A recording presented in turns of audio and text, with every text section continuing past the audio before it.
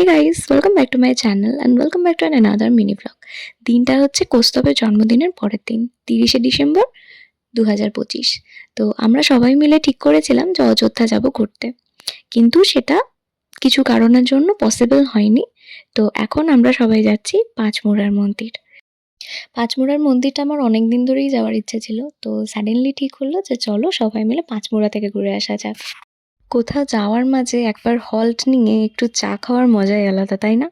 তো আমরাও সেই মজা নেওয়ার জন্যই একটু চা খেতে দাঁড়িয়ে গেছিলাম রাস্তায়। ये गुस्सा काटते हुए और ड्रेस के साथ मैचिंग करते हुए खाना, ग्रीन कुर्ती इसलिए ग्रीन लेस, रेड दुपट्टा इसलिए रेड हजमला।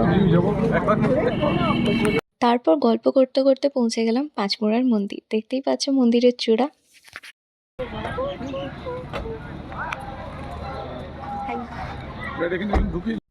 ভেবেছিলাম আজকে শাড়ি পরে আসবো, কিন্তু আমার ঘুম থেকে উঠতে এত দেরি হয়ে গেছিল যে আর শাড়ি পরে ভালো করে সেজেগুজে রেডি হওয়ার সময়টুকু আমি পাইনি। তো আমার কাছে এই ভালো চুড়িদারটাই ছিল, এটাই পরে আমি আজকে এসেছি। আমরা যখন পৌঁছেছিলাম তখন আমাদের ঠাকুর দর্শন হয়নি। মন্দিরটা ঘুরে ঘুরে দেখছিলাম, কারণ মন্দিরের মেন দরজা বন্ধ ছিল। তো এই হলো মহাদেব।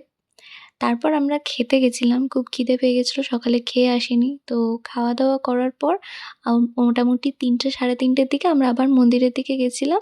তখন সুন্দরভাবে আমাদের রাধা গোবিন্দের দর্শন হয়েছিল।